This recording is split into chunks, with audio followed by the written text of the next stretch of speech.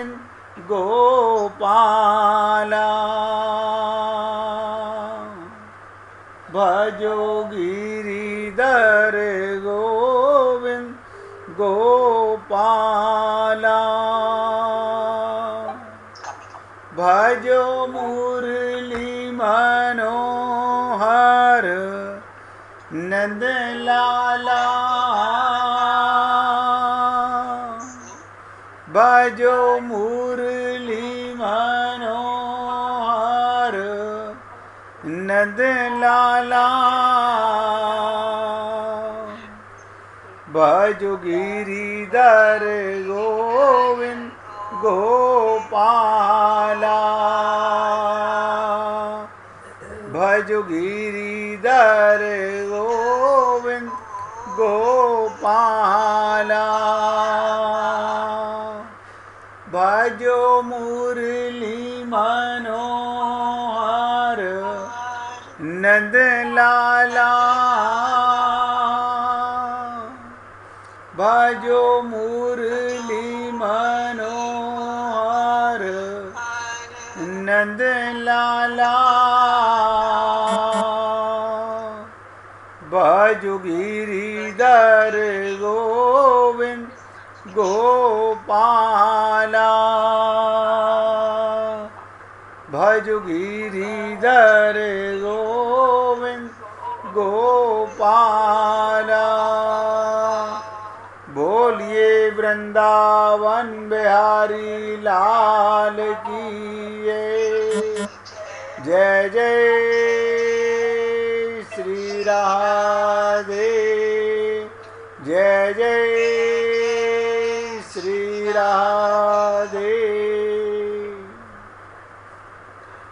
सभी भक्तों से निवेदन, सत्संग के प्रत्येक शब्द को पूरी एकाग्रता के साथ हृदयंगम करने का पूरा प्रयत्न कीजिएगा।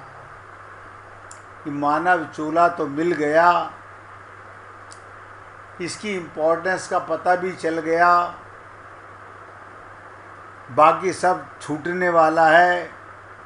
बस इस देह में पाने को एक परमात्मा है। आप अपने हृदय पर हाथ रख के देखिए कि आपको परमात्मा की प्राप्ति के लिए कितनी लगन, कितनी प्यास, कितनी व्याकुलता है। आप अपने को शरीर मानकर संसार में इस कदर फंस गए हैं। शरीर के काम को आप बहुत इम्पोर्टेंट, शरीर के संबंध को आप सब बहुत इम्पोर्टेंट मान रहे हैं। जो टेम्परेरी है वो हमारी दृष्टि में बहुत परमानेंट है, और जो परमानेंट है उसका या तो हमें ज्ञान नहीं है, और ज्ञान भी होता है तो कुछ देर में मिट जाता है। हम एक ऐसे भूल भुलैया के चक्कर में फंस गए। किसी से पूछ के देखो कि तुम कहाँ व्यस्त हो। सबके पास 24 घंटे का समय है, या तो शरीर के संबंधों में व्यस्त हो, उनके कार्यों में व्यस्त हो, या मन के मनोरंजन में व्यस्त हो। अभी तक भी हम होश में नहीं हैं। बुरा मत मानिएगा, बहुत कटु शब्द बोल रहा हूँ। अभी तक भी आप हम लोग जागे हुए नहीं हैं। मोह निशा रात्रि में सोए पड़े हुए हैं। हमारे लिए संसार के और शरीर के कार्य सबसे ज़्यादा इम्पोर्टेंट हो चुके हैं। उनके लिए हम भगवान को अनंत जन्मों में छोड़ते आ रहे हैं, और ऐसा नज़र आ रहा है इस जन्म में भी हम यहाँ से बैरंग ही जाने वाले हैं। और यहाँ के आपके किए हुए कर्म वो सत्कर्म हो ही नहीं सकते। सत्कर्म तो वो होता है जो आत्मा मानकर के कर्म किया जाता है। आप और हम लोग आत्मा मान के कोई कर्म नहीं कर रहे, शरीर मान के हर व्यक्ति कर्म कर रहा है। इसलिए हे पुण्य आत्माओं, निवेदन करना मेरा कार्य है, होश में आओ। अभी होश में नहीं हो। जिससे पूछो कहाँ बिजी हो, आपको क्या पता हम कितने, हमारे परिवार के कितने काम हैं, कितने काम बाकी हैं, क्या जरूरी है। कई बार बड़ा ताज्जुब होता है, हम आंखें होते हुए भी अंधे हैं, हम देख नहीं पा रहे, समझ नहीं पा रहे। रोज संसार में, परिवार में, समाज में लोग जा रहे हैं, लेकिन हम समझ रहे हैं हम थोड़ी मरने वाले हैं।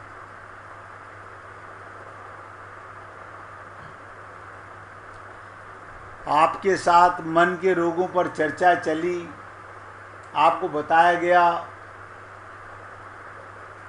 कि स्वर्ग सम्राट भी मन में ईर्ष्या लेकर के चल रहा है। स्वर्ग सम्राट के भी मन में ईर्ष्या है, वो अपनी सीट को बचाना चाहता है। नारद जी तप कर रहे हैं, वो कामदेव को अप्सराएं लेकर भेजता है।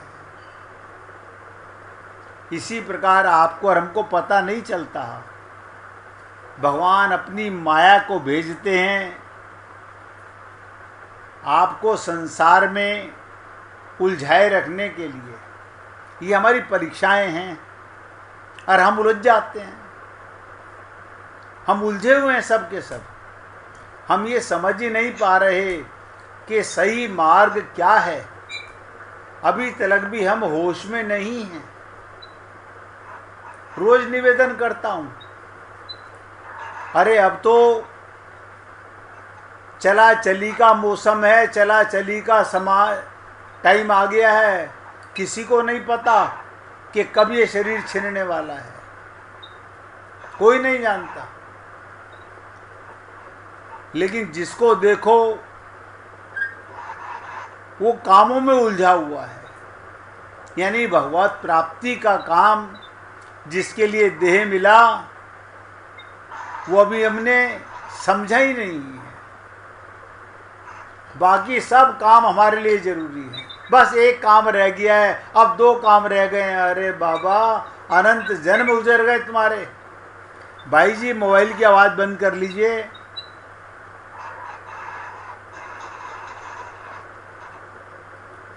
आप और हम लोग कहाँ उलझे हुए हैं, कैसे उलझे हुए हैं, किन झंझटों में फंसे हुए हैं, किन कर्मों में फंसे हुए हैं।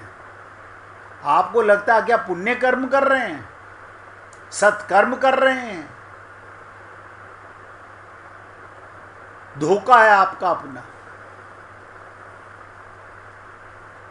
आप देखिए, इंद्र भी स्वार्थी है। नारद जी के सामने कामदेव को भेजता है अप्सराएं लेकर के कि उनकी तपस्या भंग कर दो। इसी प्रकार आपका और हमारा जीवन भी ये माया, मन को मोहिने वाली, हमारा समय बर्बाद कर रही है। और आप और हम लोग कर रहे हैं आराम से, बड़े खुश होकर। अपने परिवार का काम नहीं करें क्या? ये हमारी जिम्मेदारी नहीं है क्या? हाँ बिल्कुल है भैया, भगवत प्राप्ति तुम्हारी जिम्मेदारी नहीं है, बाकी सब तुम्हारी जिम्मेदारी है। तो कल मैंने निवेदन किया था, स्वर्ग सम्राट की सोच और संत की सोच। इंद्र के मन में पहले ईर्ष्या का प्रादुर्भाव होना, और वो कामदेव को नारद के पास भेजते हैं, परंतु बाद में इस ईर्ष्या वृत्ति का बड़ा ही मनोवैज्ञानिक विस्तार हुआ। काम ने जाकर नारद जी पर आक्रमण किया। ध्यान से सुनिएगा, कामदेव ने क्या किया? नारद जी पर आक्रमण किया। लेकिन अप्सराओं का नृत्य, संगीत और विहार देखकर भी नारद जी के मन पर रंच मात्र भी प्रभाव नहीं पड़ा। आप और हम लोग अभी पिक्चर देखने चले जाएं, टीवी देखने लग जाएं, हमारा मन मोहित हो जाता है। कम से कम नारद जी को ना कोई अप्सरा जीत सकी, ना कोई नृत्य संगीत जीत सका। रंच मात्र भी फर्क नहीं पड़ा। कामदेव भयभीत हो गया कि नारद जी कहीं उसे दंड ना दे दें, परंतु नारद जी ने मुस्कुराकर उसे पास बुलाया और क्षमा कर दिया।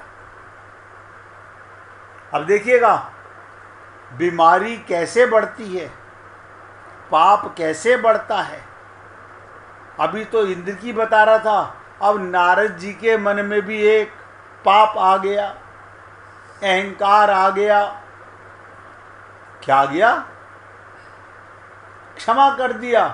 उन्होंने कहा डरो मत, कामदेव से भयभीत होने की आवश्यकता नहीं, तुम्हें तो इंद्र ने भेजा है, तुम्हारे ऊपर मुझे जरा भी क्रोध नहीं। जाकर तुम इंद्र से कह देना मुझे स्वर्ग का राज्य नहीं चाहिए, मुझे स्वर्ग का राज्य नहीं चाहिए। और आप हम लोगों को ये माया का साम्राज्य नहीं छूट रहा, काया का साम्राज्य नहीं छूट रहा। और नारद जी कहते हैं मुझे इंद्र का सिंहासन भी नहीं चाहिए। लेकिन इतना कहकर एक रोग उनके मन में भी आ गया।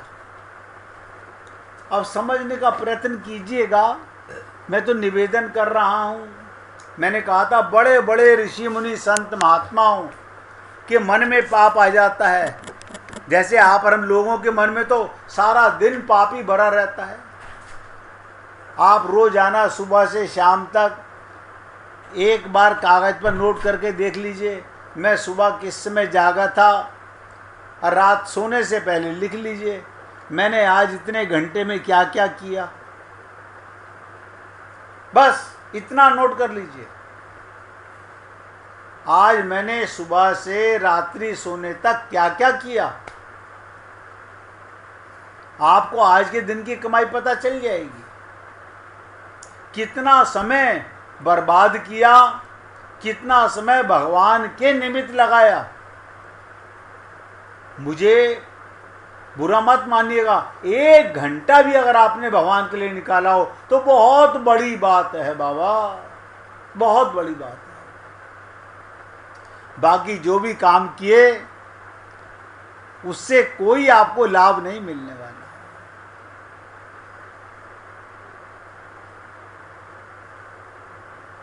अब रोग फैलता कैसे है? आप और हम लोगों के अंदर ये ममता का, ये मोह का, ये आसक्ति का, ये काम का, ये क्रोध का, ये लोभ का रोग ऐसे ही फैला है। नारद जी जैसे संत के हृदय में रोग का शुरुआत कहाँ से हुई? ऐसा लगा नारद जी ने काम, क्रोध और लोभ तीनों को जीत लिया।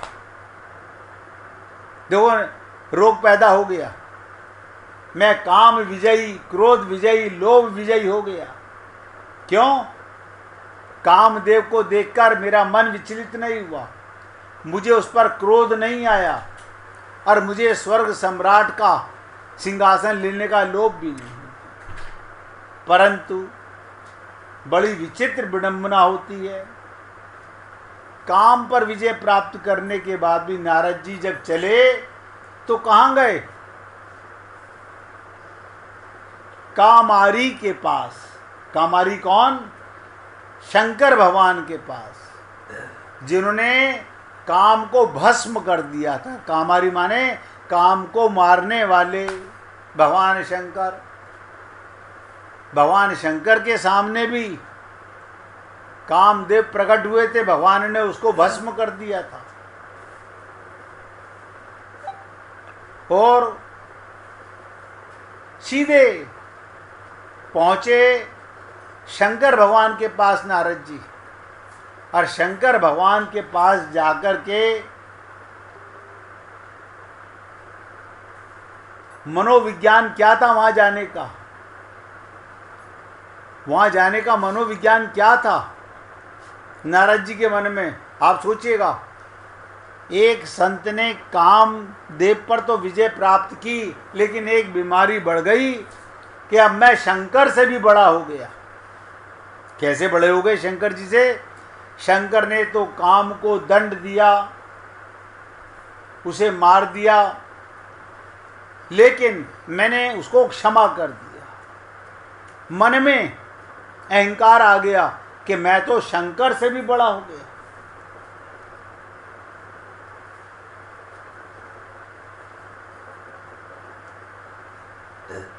शंकर भगवान के पास गए और उसके पीछे मनोविज्ञान, ईर्षा का सूक्ष्म रूप नारद जी के चित्त में अंकुरित हो गया। ईर्षा आ गई, अब तो मैं शंकर भगवान से भी बड़ा हो गया। ये चित्त में जैसे धरती में बीजारोपण होता है, आपके और हमारे चित्त में, बुरा मत मानो मैं कटु शब्द बोलने जा रहा हूं, आपके और हमारे चित्त में ममता मोह आसक्ति का पाप पैदा हो चुका है। आप हम लोग भगवान को छोड़ देंगे, भगवत प्राप्ति को छोड़ देंगे, किसके लिए? ममता मोह आसक्ति के लिए। क्यों? हमारे लिए भगवत प्राप्ति से पहले ये सारे काम सबसे पहले जरूरी है। मैं देखता रहता हूँ, सोचता रहता हूँ कि देखो कैसा मूर्ख मन है, और कहता क्या है, बस आज लास्ट काम था ये और निपटा दिया। अरे बाबा, कल 4 काम और बढ़ जाएंगे। किसे धोखा दे रहे हो? माया मन की मोहिनी, माया आपके पीछे लगी हुई है। जो लोग समझ रहे हो ना, आज हमने काम पूरा कर लिया, अब कल से कोई काम नहीं है, वो सोच के देखिएगा कल उनके पास कितने काम निकल आएंगे। तो नारद जी के मन में ईर्ष्या पैदा हो गई, चित्त में अंकुर पैदा हो गया। नारद जी में संक्रमण ईर्ष्या का बीज बोग दिया अपने आप।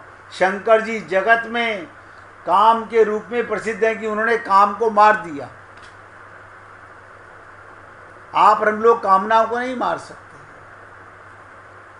हम तो इस कोशिश में लगे रहते हैं, हम अपने परिवार के सबसे समझदार हैं, हम आने वाली 7 पीढ़ियों का काम करके जाएंगे। अपना जीवन, अपना कल्याण करने की चिंता नहीं, आने वाली पीढ़ियों का। वो सब निकम्मे पैदा होंगे, लुंज पुंज पैदा होंगे, वो अपना काम कुछ नहीं कर सकेंगे, उनमें भगवान नहीं होगा, हम उनका काम करके जाएंगे।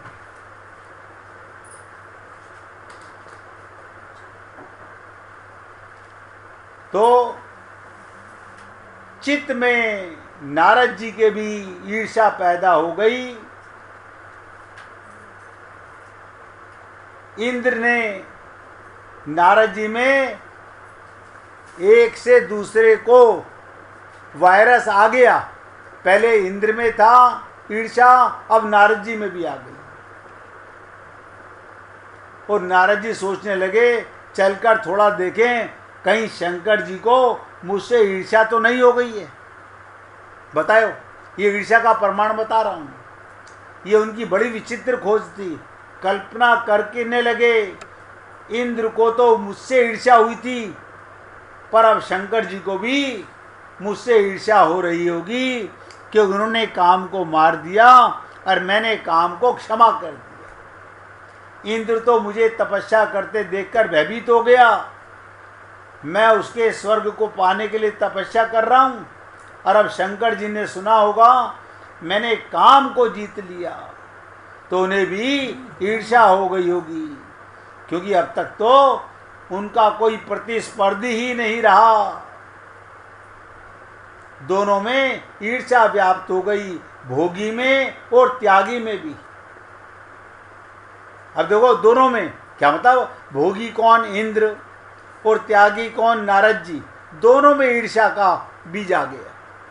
और ये ईर्ष्या का बीज इतनी आसानी से जाता नहीं है। अगर आप लोगों से कोई पूछ के देखे आप में कोई ईर्ष्या है? सब कहोगे ना ना, हमारे अंदर कोई ईर्ष्या नहीं।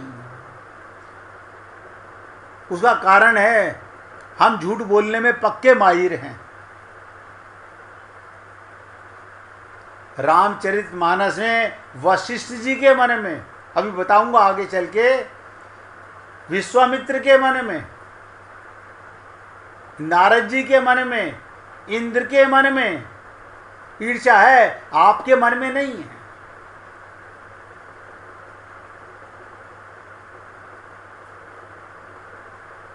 एक से दूसरे को रोग लग गया, इंद्र से नारद जी भी बच नहीं सके।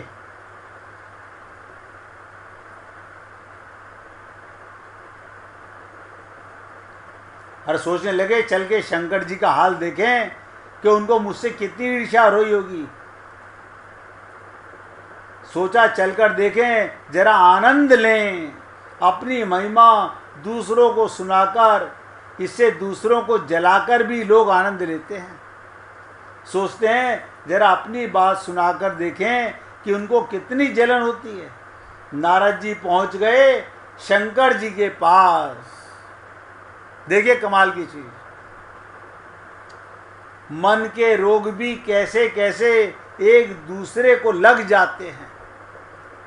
आज हमसे एक सज्जन पूछ रहे थे कि शर्मा जी, हमारे हृदय में ये ममता मोह आसक्ति का रोग कैसे पैदा हुआ?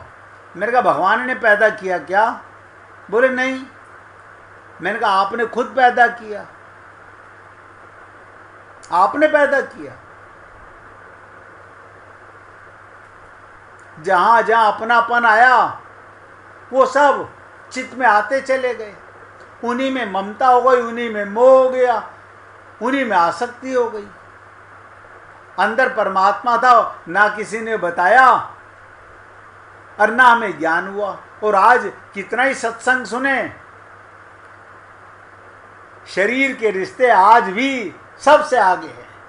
देखो मैं सोचता हूँ कई बारी, और मन में कई बार ये विचार आते हैं कि ये जीव कितना पागल है, अभी भी अपने को आत्मा नहीं मान रहा, अभी भी व्यस्त है।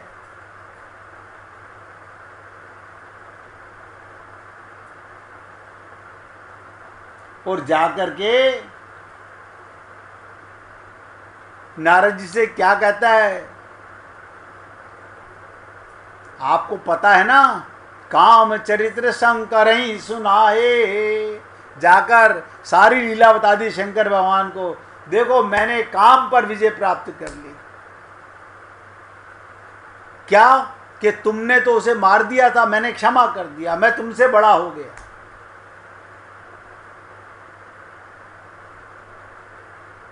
आपने तो आक्रमण किया, कैसे उन्होंने उसे पराजित किया। और इतना ही नहीं, उन्हें उस पर क्रोध भी नहीं आया। नारद जी ने मानो शंकर भगवान पर व्यंग किया, भले ही आप काम के विजेता रहे हों, परंतु क्रोध तो आपको आ ही गया था ना, मैंने तो दोनों को जीत लिया। देवऋषि नारद अपनी आत्मकथा सुना रहे हैं और मानो उनके अंतःकरण के विचार को देखना चाहते हैं कि शंकर भगवान को कैसे लग रहे हैं मेरे शब्द, कि उन्हें कितनी ईर्ष्या हो रही है। फिर पूछते हैं मेरी विजय गाथा आपको कैसी लगी? भगवान शंकर के हृदय में भला ईर्ष्या के लिए स्थान ही नहीं है। भगवान शंकर के हृदय में ईर्ष्या के लिए स्थान नहीं, वो तो नित्य। देखो ध्यान से सुनो, आपकी और हमारी ईर्ष्या कब खत्म होगी? जब नित्य आत्म तत्व में स्थित होगे, जब 24 घंटे आप अपने को आत्मा मान करके काम करोगे।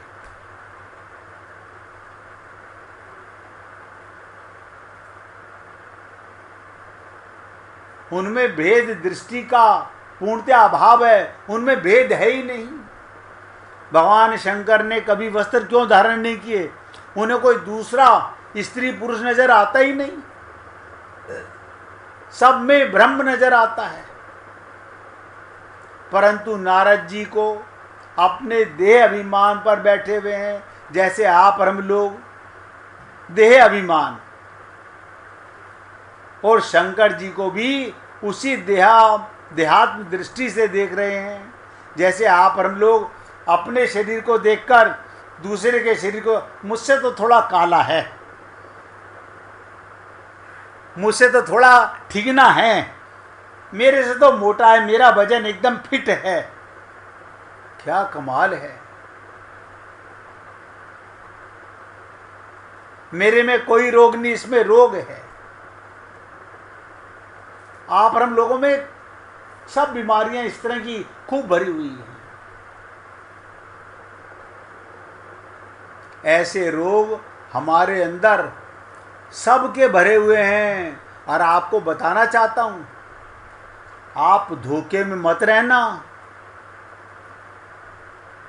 संसार के कितने भी तीर्थों में टक्करे मार लेना, खूब प्रयागराज गंगा स्नान, हरिद्वार स्नान कर लेना, नतीजा नोट कर लेना, ठन ठन गोपाल है। जब तक आत्म बुद्धि नहीं होगी, आत्म तत्व का ज्ञान नहीं होगा, जब तक नित्य आत्म तत्व में स्थित नहीं होगे।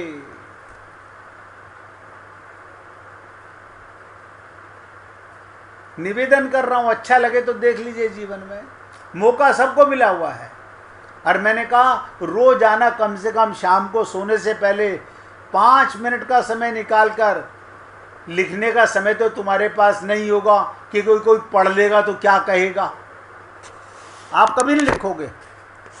मैं चैलेंज से कह रहा हूं, कोई नहीं लिखेगा, लेकिन मत लिखो, सोच तो लो, आज मैंने कितना समय भगवान के निमित्त, भगवान के प्रेम में गुजारा, और कितना समय इस काया के कारण संसार में गुजारा।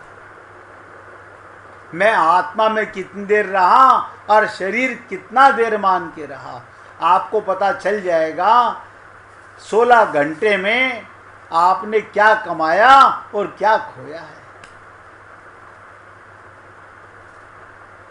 हे बड़भागी पुण्य आत्माओं, मौका बार बार नहीं मिलेगा, याद रखना। कभों के करी करुणा नरदेही, ये शरीर बार बार नहीं मिलता। कभी सोच रहे हो फिर मम्मी पापा पैदा कर देंगे, ऐसे मम्मी पापा लाखों करोड़ों मर चुके, एक नहीं लाखों। परमात्मा लाया है तुम्हें इस शरीर में, उनको माध्यम बनाकर, और आप और हम लोग नहीं, फिर मम्मी पापा आ जाएंगे हमारे लिए, इतनी तो हमसे ममता करते ही हैं। ये भ्रम जाल है आपका, जंजाल यही है। इसलिए निवेदन कर रहा हूं, जागो, होश में आओ, अभी कुछ नहीं बिगड़ा है, अभी आपको कल्याण करने का पूरा मौका प्राप्त है।